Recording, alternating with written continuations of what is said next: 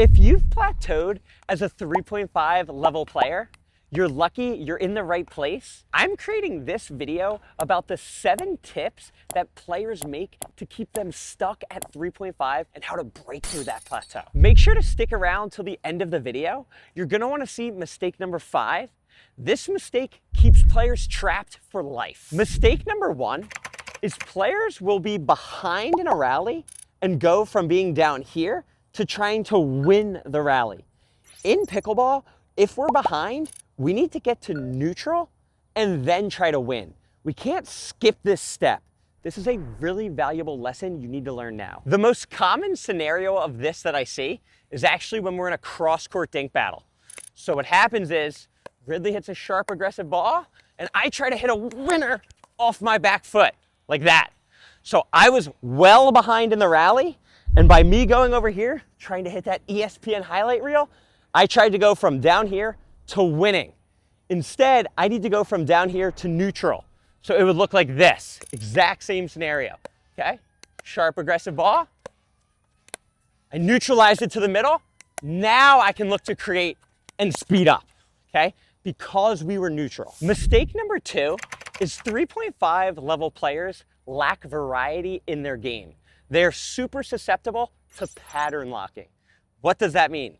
It means when they get up to the kitchen line, they do the same thing over and over and over again. What this tends to look like is when they're cross-court dinking, they just keep hitting the ball to the same spot. So look, no variety.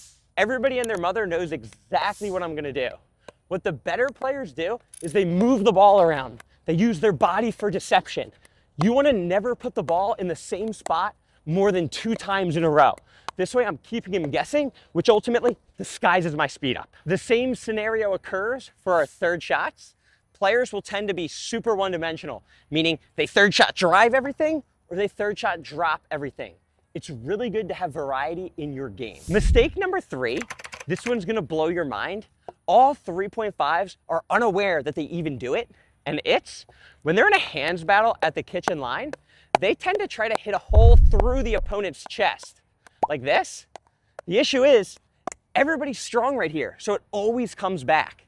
What the better players do is they're trying to get on top of the ball and hitting it down toward their opponent's feet, so then he's forced to volley up the next ball. So it looks something like this.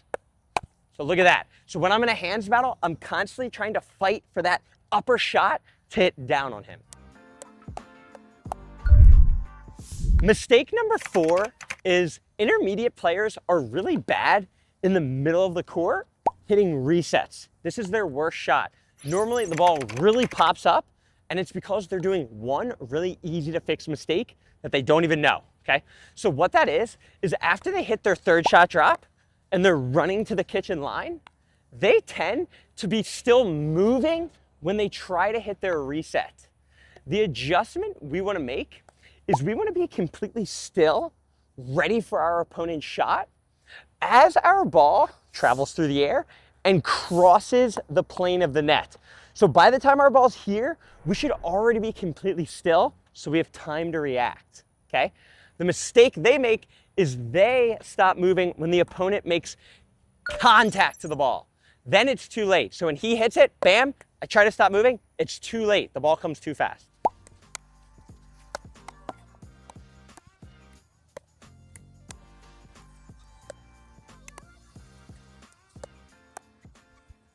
Mistake number 5, this is hands down the main thing that keeps people from leveling up past 3.5, and it's the court positioning when we're dinking. There are so many open holes because me and my partner don't know where we should be moving. What often happens is they just stand here and the ball goes through the middle or through the sideline. Here's how you move as a unit and a team effectively. This is the mistake that always happens. Pay attention to me, okay? So this is the exact scenario, okay? Now Ridley hits the ball that way, and now I'm way out of position. What usually happens is if the ball goes to this corner over there, and he hits it to Ridley, this player, for some reason, thinks that he should try and help out with his paddle. We can't use 2 paddles to hit the ball over. The adjustment that we want to make is we want to stay home in our box and just step and look. after I see where Ridley hits the ball, then I react. I don't want to react too early. So let's do that again. So now watch me now. This is the right way, okay?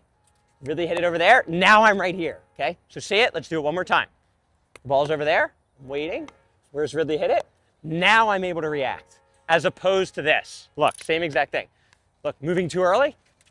Oh, now shoot, I'm out. The line gets blown open. Mistake number 6 is 3.5s let way too many balls bounce at the kitchen line.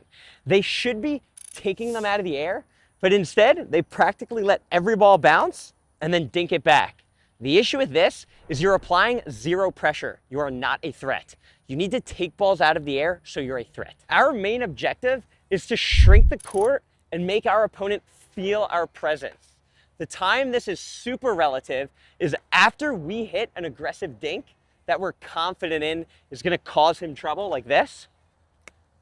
That's a sharp dink. I can assume he's probably going to pop it up. So I would do this. I dink, and then I lean and reach and look for a potential ball I can take out of the air. And that's how you keep getting further ahead in the rally. If I hit a really good dink, like this, but I don't take it out of the air, the rally's back to neutral. You know what I mean? So you need to hit aggressive shots and look to keep stacking throughout the rally. The exact same thing applies cross court. I'm constantly trying to get the ball out of the air, okay? This applies pressure because now I'm a potential speed up. Good. Good. So I should have got that out of the air. I let it bounce. I'm letting them bounce. See how I'm on defense now? I'm on defense. Instead, I should be here. Then I can do that. Tip number 7 is amateur players play individual pickleball. They do not play team pickleball. They think that this 50% box is mine and this 50% box is his. They also think that this center line is a force field and I'm not allowed to go over. This is completely wrong. I'm gonna rewire your brain. So here's the scenario. Let's say Ridley hits a really weak return of serve, okay? Let's say it lands in the midcourt and I know the opponents are going to crush it, okay? I see he's late getting to that kitchen line.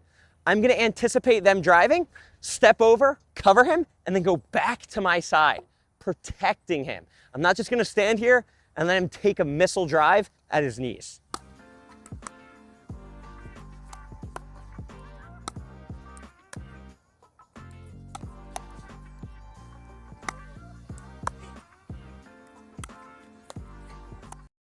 梅尔米匹克球，大牌一样，价格一半，祝你执掌赛场，再铸传奇。